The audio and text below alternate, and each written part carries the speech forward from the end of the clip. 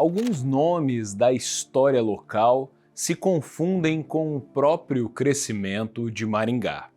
Imagine um menino que precisou parar os estudos 3 vezes para colher café, mas que nunca deixou de olhar para o horizonte. Acanhado, iniciou um emprego formal em uma retífica, mas que com determinação construiria um dos maiores legados educacionais do Brasil. Hoje, vamos conhecer a trajetória de Wilson de Matos Silva, o homem que transformou um antigo lixão em um espaço de conhecimento. Eu gosto muito de uma frase de Goethe, que ele diz que quando o ser humano tem sonhos e coloca toda a força de sua alma em seus sonhos, o universo conspira em seu favor. Eu, como criacionista, acrescento que o Senhor do Universo conspira em nosso favor. Mas antes, eu gostaria de pedir a gentileza para que você se inscreva em nosso canal e ative as notificações. É bem rápido e dessa forma, toda semana de graça, você recebe os nossos novos episódios. Ajuda a gente! E agora, querem saber mais como o jovem Wilson de Matos Silva quase cursou medicina na União Soviética, mas acabou optando em se tornar professor por aqui? Sejam bem-vindos ao Maringá Histórica.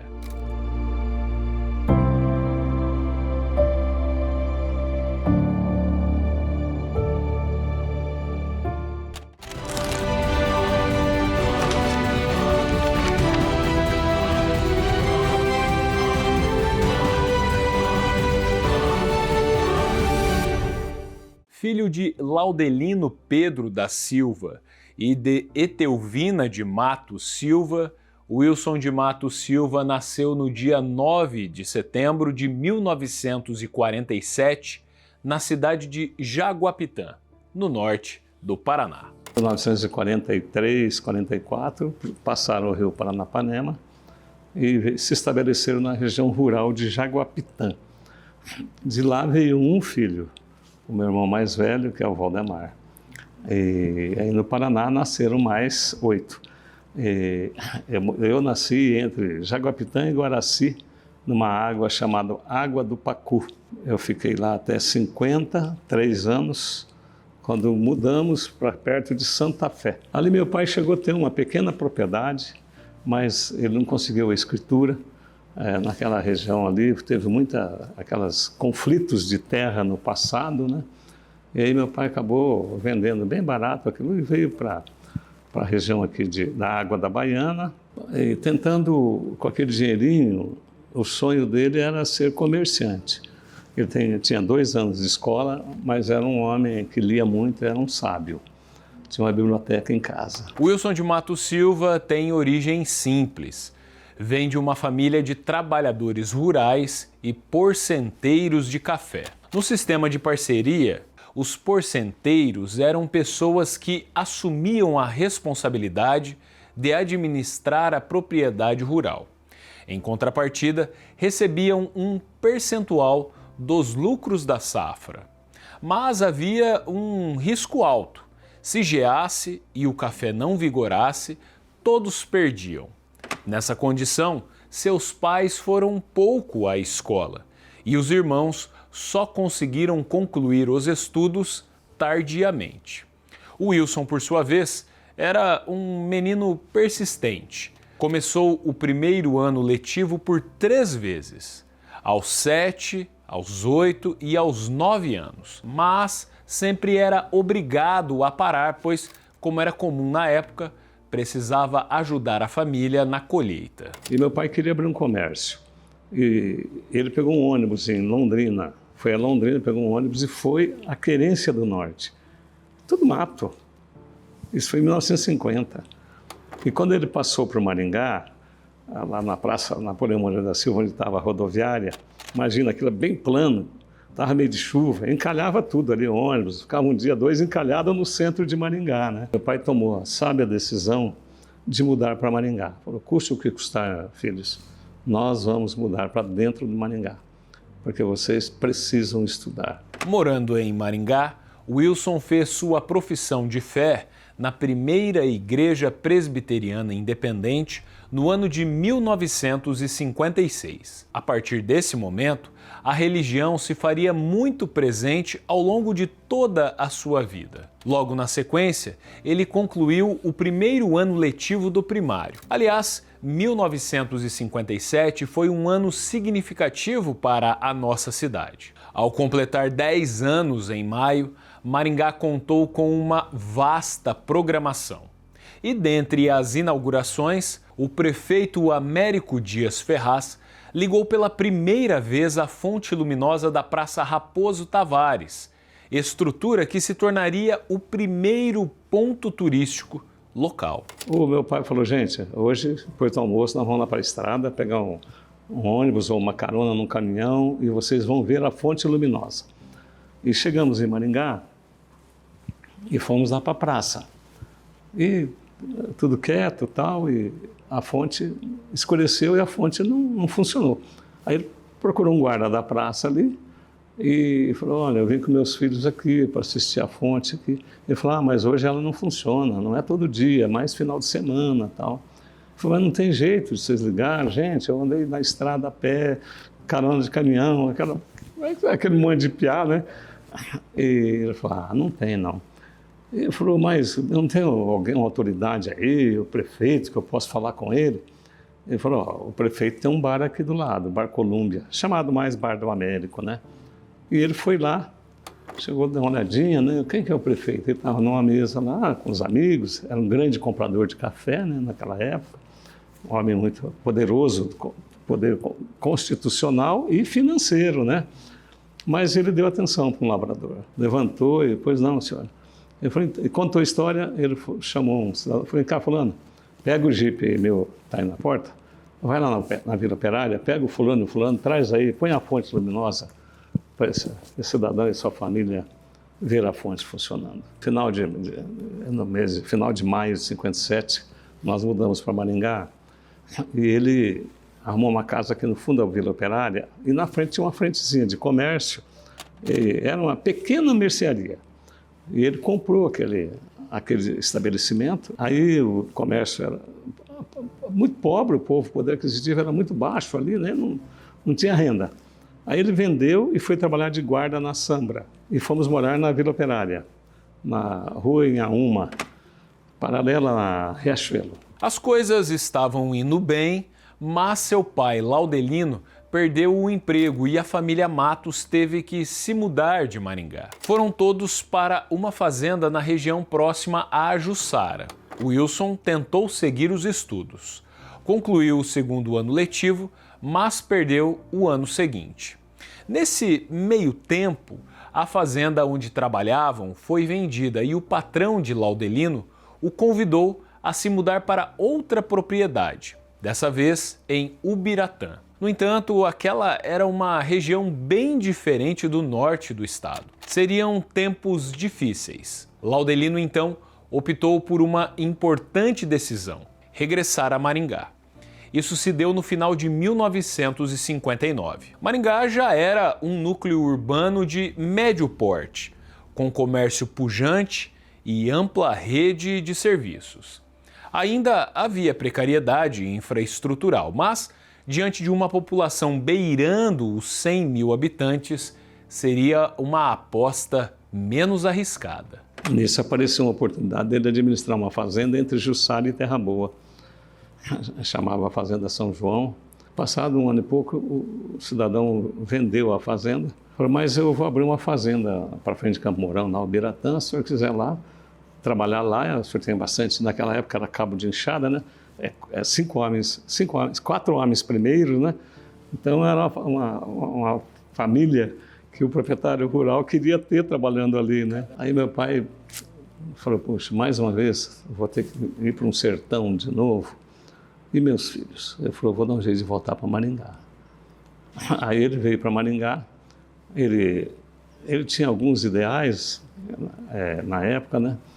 Um pouco do socialismo e tal, e tinha uns relacionamentos com um grupo de pessoas aqui. Ao regressar para cá, o pai de Wilson, Laudelino, recebeu um importante apoio de José Rodrigues dos Santos, presidente do Sindicato dos Trabalhadores Rurais de Maringá. O líder sindical ocuparia o cargo de vereador em 1960, aqui em nosso município. Embora tenha frequentado pouco a escola, Laudelino lia muito em sua casa, buscava por conhecimento e tinha um viés político muito bem definido. Aí um cidadão que é do grupo, ele tinha uma pequena padaria chegando pertinho da Praça do Peladão, ali na Avenida Brasil, e falou: Laudelino, assume essa padaria, você tem um monte de filhos, dá um trabalho enorme essa padaria para tocar, e vendeu num prazo enorme. E aí meu pai tocou 3 anos a padaria. Eu fiquei lá dos 12 aos 14, 15 anos. Estabelecidos novamente em Maringá, Wilson e seus irmãos retomaram os estudos em 1960, dessa vez no Grupo Escolar Castro Alves. Anos depois, este estabelecimento de ensino serviria de base, junto de outra instituição, para a criação do Colégio Estadual Dr. José Gerardo Braga. Ao concluir o ensino primário, Wilson lutou para conseguir uma vaga no ensino fundamental. Era um momento diferente dos dias atuais. Havia provas de acesso às demais fases de estudos. Eram os conhecidos e temíveis exames de admissão. Nessa época eu terminei o 4º ano. E aí veio aquela, bom, agora preciso entrar no ginásio. Fui fazer um curso de preparação, como hoje tem os cursinhos pré-vestibular, tinha os cursos de preparação, criança de 11, 12, 13 anos, fazia um curso de preparação para acesso à admissão ao ginásio.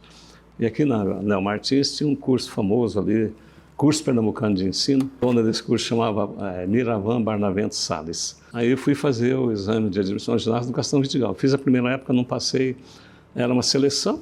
Quem tivesse as maiores notas ocupava as vagas restantes. Fiz a segunda época, que foi começo de fevereiro, não passei. E aí corri no Santo Inácio, fiquei sabendo que eles estavam fazendo o vestibular lá, o exame de admissão ao ginásio, que era equivalente, muito mais concorrido que qualquer vestibular hoje. E passei, mas tinha uma norma que proibia fazer 2 exames de admissão ao ginásio na mesma etapa, na mesma época, no mesmo mês. Você vê que negócio sem lógica até, né? A gente fica olhando hoje, por que fazer isso com a criança, né?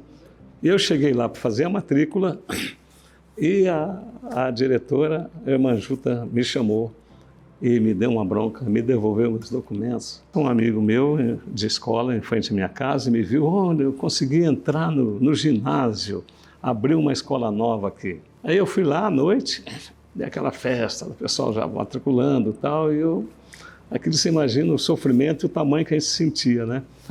E eu falei: quem que é a diretora aí? Ele falou: está naquela sala. Eu entrei na sala, pedi licença e falei: diretora, eu queria tanto fazer o ginásio, eu não soube desse exame aqui, não tem como eu entrar.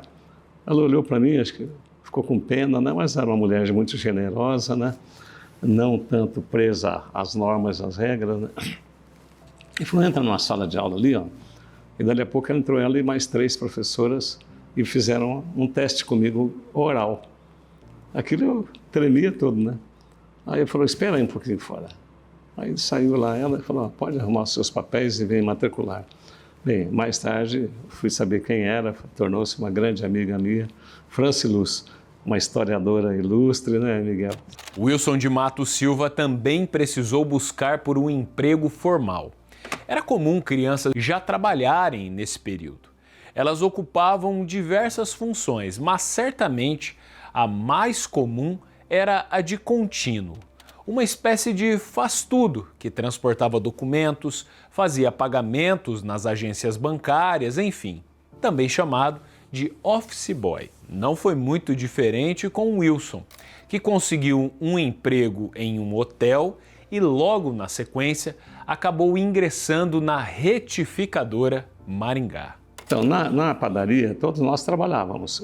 Mas meu pai acabou vendendo aquele negócio, estava difícil para avançar, e ele acabou arrumando um serviço de guarda do IBC. Mas nesse intervalo, eu precisava arrumar um trabalho. com 14 anos, e consegui arrumar um emprego no Hotel Nossa Senhora de Fátima. O velho meu já tinha arrumado um emprego na retificadora Maringá, no escritório da retificadora. Ele falou, tem uma vaga lá para buscar peça na rua com uma bicicleta de carga. Fui lá, me contrataram, e lá eu trabalhei 8 anos e meio. Depois de um ano ali, um dia o proprietário saiu lá no mezanino, amanhã tem que ir em Londrina, quem quer ir? Eu não tinha ido em Londrina ainda. Em Londrina já tinha prédios, aquilo eu tinha uma vontade de conhecer, né?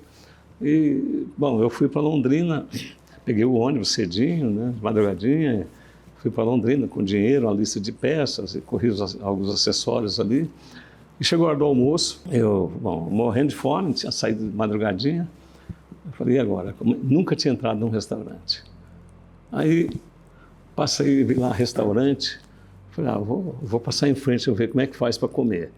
Só que ele tinha uma frente de vidro, e era meio-dia, o sol quente, eu olhei lá, só vi meu reflexo lá, eu não consegui ver lá dentro, não tive coragem de entrar no restaurante. Bom, aí lá vi um bar, não sei das quantas aí do lado, aqueles vidrão de ovos coloridos, aquela era a minha praia, né?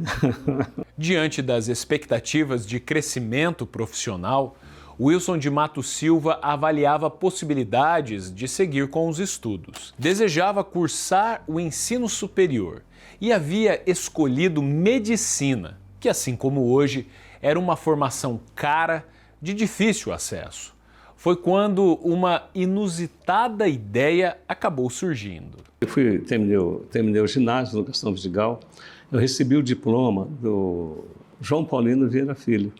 E eu entrei no científico, né? Na época o ensino médio chamava científico, né? Comecei a sonhar com o curso superior, eu queria ser pastor, a igreja me ajudou muito a me desenvolver, me fez líder, né? Sempre frequentando a primeira IPI aqui de Maringá. Com 15 anos, 16, já era líder da mocidade, organizando retiros e tal, né? Aí surgiu uma possibilidade de fazer medicina na União Soviética. O Salim Haddad tinha voltado da União Soviética. Ele fez uma pós-graduação lá, de um longo período. Fiquei até um pouco animado, tal, mas fiquei pensando, meu Deus, aprender uma língua daquela. O frio de menos 20 graus, nós desse clima tropical. Nisso eu encontrei uma linda moça chamada Rosemary, que começou a frequentar a igreja. Acabou, me apaixonei, acabou a União Soviética, acabou tudo, viu? Não sendo possível concretizar aquele caminho e percebendo que o ensino era um dom que começava a aflorar em sua vida, Wilson optou por cursar matemática na Faculdade de Mandaguari, em 1969. Mas é preciso dizer que no início daquele ano houve outro evento transformador em sua vida. Wilson se casou com Rosemary em 22 de fevereiro. Ambos tinham 21 anos. Iniciando a família, eles seguiram a formação acadêmica na mesma instituição, lá em Mandaguari. Ele cursando matemática, ela magistério. Com o objetivo de concluir o curso pela Universidade Federal de Santa Catarina, Wilson conseguiu um emprego como professor em uma cidade próxima da capital do estado vizinho, Biguaçu. Contudo, o pagamento levava um longo tempo para ser creditado, pois, como era temporário, dependia de processos administrativos do estado catarinense. Enquanto isso, a esposa, Rosemary, também trabalhava como professora para ajudar nas despesas da casa. E foi em Florianópolis que a primogênita do casal nasceria, Ludiana. Após 2 anos, a família Matos regressou a Maringá em janeiro de 1973. Formado, Wilson atuou como professor do Departamento de Matemática da Universidade Estadual de Maringá e também nas faculdades de Umuarama e de Jandaia do Sul, além de manter vínculo com o ensino secundarista. Em Maringá, o casal Rosemary e Wilson teriam os demais filhos, Wilson filho, Wesley e William. Eu entrei na universidade, 2 anos antes trabalhava numa retífica de motores, 2 anos depois professor no Departamento de Matemática da Universidade Estadual de Maringá. Mas logo peguei aula no Rodrigues Alves também, trabalhei vários anos lá. O Moarama estava começando os cursos lá, peguei umas aulas lá no final de semana E numa dessas idas e vindas lá de Umuarama, deu uma carona, um aluno lá que pediu carona e me disse, e eu perguntei, o que você faz em Umuarama? Falei, eu tenho um fusquinha meio velho lá, fica na rodoviária, e eu pego encomendas que chegam na Aviação Garcia e entrego nas empresas. Aí eu falei, legal, né? Isso foi um sábado, na segunda-feira, às 7 horas da manhã, eu estava na rodoviária de Maringá. Diante do cenário de oportunidades, foi nessa fase, ao longo da década de 1970, que o seu espírito empreendedor vigoraria.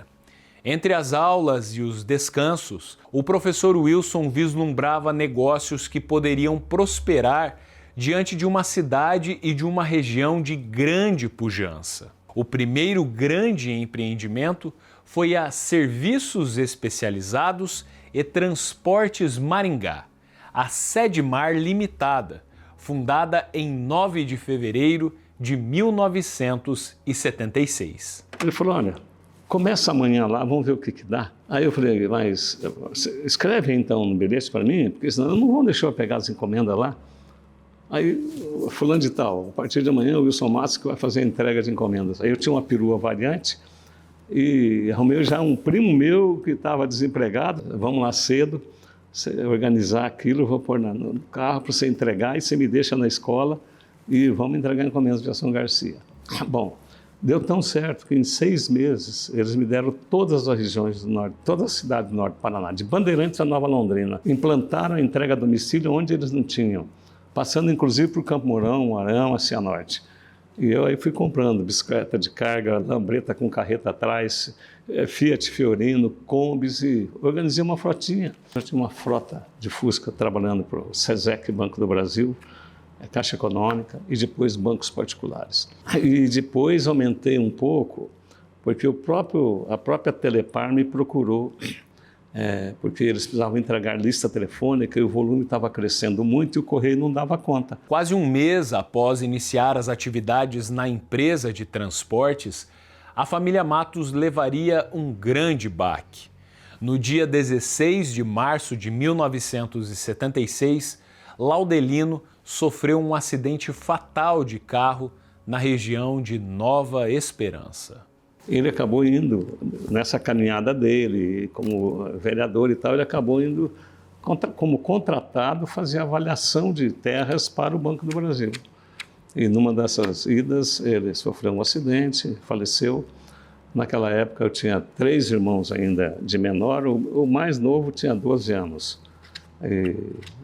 Aí juntamos, apoiamos a minha mãe para valer, né? Diante do sucesso na empresa de transportes, a família Matos prosperou financeiramente. Os estudos e os princípios religiosos haviam dado bases para que Wilson e Rosimari conquistassem a vida que almejavam. Foi quando surgiu a ideia de montar uma construtora. Aquele projeto veio após Wilson ter sido eleito representante dos moradores na construção do edifício Araucária, liderando negociações e acompanhando a gestão de perto de cada fase daquela obra, ele percebeu que havia uma grande oportunidade no ramo. Assim, surgiu a construtora Matos Carvalho, que ao longo de 9 anos faria 8 edifícios. Na construtora eu tive uma engenheira, Suzy Carvalho. E depois ela quis sair, eu coloquei outro engenheiro como sócio, Luiz Carlos Barbosa. Mas a sua vocação falaria mais alto. Em 1984, o Wilson e os amigos davam aulas na Faculdade de Jandaia do Sul, quando o então diretor dessa instituição foi demitido. Para sua surpresa, Wilson foi eleito entre os pares para assumir o cargo. Mas ele estava com a disponibilidade de tempo muito escassa, já que, além de lecionar, ainda administrava a construtora e a transportadora em Maringá. No entanto, a faculdade queria alguém com o perfil dele, que entendesse bem de gestão e com experiência em sala de aula. Wilson aceitou o desafio. Falei, mas também é mais uma grande oportunidade. E realmente assumi a direção, consegui modificar bem, melhorar muito a instituição. E foi muito importante porque em 85 por aí eu estava numa concorrência em Cuiabá e faltou um documento e eu ia ser desclassificado da concorrência. Mas o funcionário do Correio, generoso, era no Correio lá, ele falou, ó, faltou um documento aqui. Eu falei, puxa, eu vim 1.400 quilômetros. Ele falou, ó, mas liga na sua empresa, chegou um equipamento lá em Maringá, chegou aqui também, aquele ali, ele vai pôr lá o documento, vai sair aqui. Eu liguei na hora e fiquei esperando ali, daqui a pouquinho saiu o documento. Era o tal do fax. Eu olhei para aquilo, eu falei, eu só transporto papéis, não é? Conta corrente, contas a pagar, de todos os bancos. Se o malote não chegasse, o banco não abria. Quando eu vi aquilo, eu falei, meu negócio vai acabar. E já tinha outros sonhos mesmo. Maringá só tinha uma escola, a universidade era pequena até naquela época, né? Então eu já comecei a sonhar. Maringá precisava ter mais uma instituição, ter uma instituição privada de ensino, né? A ideia começou a se materializar em 7 de julho de 1986, quando foi criada a sociedade entre Wilson de Matos Silva, Cândido Garcia, Joaquim Henrique Lauer e Cláudio Ferdinand. Surgia ali o Centro de Ensino Superior de Maringá, com a sigla Cesumar. E naquele momento começava a se delinear os cursos iniciais a serem ofertados e os processos extremamente burocráticos que precisariam ser cumpridos junto ao MEC. Mas além disso, era preciso um local para a concretização daquele sonho. E seria em uma área onde funcionou um lixão entre 1955 e 1973, na Zona 8, que surgiria o primeiro grande desafio dos sócios. E ali eu vinha catar garrafa quando cheguei ali com 10 anos de idade, né? 9 para 10. Vendia na Riachuelo e ainda pegava o dinheirinho da garrafa, melhorava o recurso em cima dele, ia lá na fazenda do Padre Scherer, fazenda dos padres aqui no alto do Vale Azul, e comprava limão com aquele dinheiro, agregava valor e vendia o limão aqui na Riachuelo. O limão tinha uma grande saída por causa da caipirinha. Aí eu procurei o prefeito Saíde Ferreira e falei, prefeito, eu preciso abrir uma faculdade, eu preciso de 2 alqueires. Porque se fosse 2, 3 mil metros, 5 mil metros, mas tem que pensar grande, né? Tem alguma área, ele até desapropriou uma área do lado do tiro de guerra. Mas aí uma pessoa entrou com uso capião, embargou. Ele me chamou e falou, Wilson, eu vou desistir daquela área. Aí ele falou, o que tem hoje é um lixão abandonado lá. Poxa, eu já sabia desse lixão, né? Falei, vou dar uma olhada, rapaz. Cheguei aqui, ufa, o coração bateu forte, me veio aquela linda história na minha memória. E falei, sabe uma coisa? Eu vou encarar aqui. Após os debates e a aprovação da Câmara Municipal, em 19 de dezembro de 1986, a escritura pública de doação foi lavrada. Assim, surgiu a primeira instituição de ensino privado da cidade, a Faculdade de Administração e Informática de Maringá, com a sigla FAIMAR, que tinha como mantenedora o Cesumar. Em 1988, começaram os trabalhos de terraplanagem da parte mais elevada do terreno do antigo lixão. O primeiro prédio foi erguido onde hoje funciona o Colégio Objetivo. O restante da área foi destinada ao estacionamento. Em dezembro de 1989, o MEC autorizou a abertura do curso de administração, que teve suas aulas iniciadas em 1990. Naquele mesmo ano, a instituição obteve liberação para ofertar o curso de Tecnologia em Processamento de Dados. Com 20 colaboradores e 180 alunos, a instituição entrava em funcionamento. Felizmente, era muito difícil tirar um curso naquela época. 90% dos projetos protocolados eram arquivados. Eles demoravam 3, 4 anos para dizer se ia dar prosseguimento ou não. Podia pedir só 2 cursos. Depois de aprovado, implantado e reconhecido esses 2, podia pedir mais 2. Era para não crescer mesmo. Em 94, nós conseguimos tirar Direito e Contábeis. Direito naquela época tem um valor assim, institucional bem maior que Medicina hoje. Era uma procura enorme. Quando eu abri Direito aqui,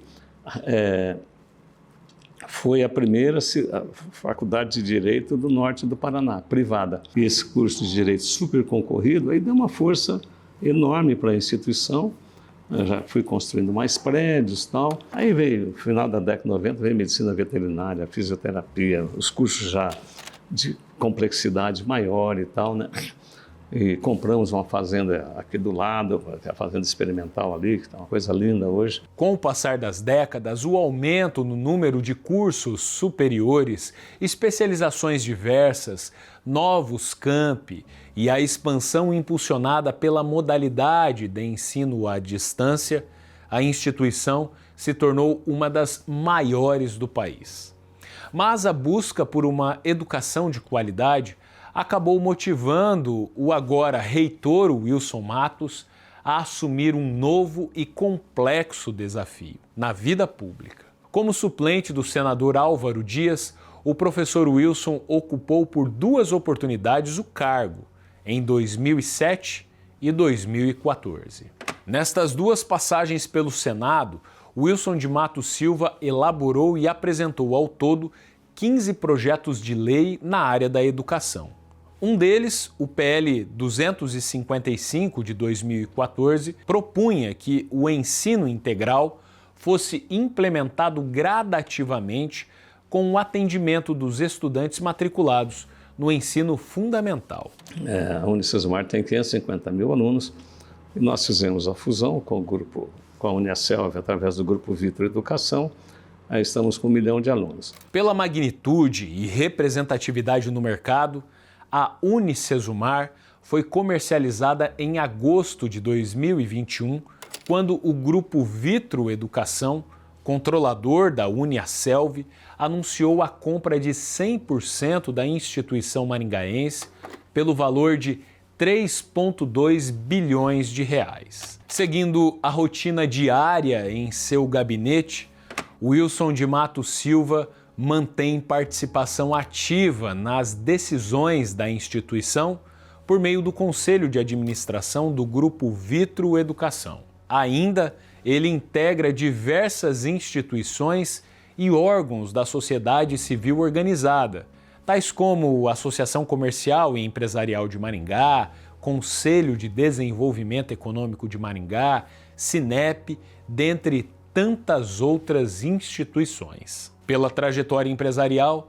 recebeu diversas condecorações, homenagens e reconhecimentos. Esposo, pai, avô e bisavô, ainda lidera uma série de projetos sociais e espirituais, além de apoiar diversas causas filantrópicas e iniciativas de cunho cultural. Mas para mim, o maior legado que eu deixo é uma linda família, uma família comprometida com a palavra de Deus. Amar não é só passar a mão na cabeça.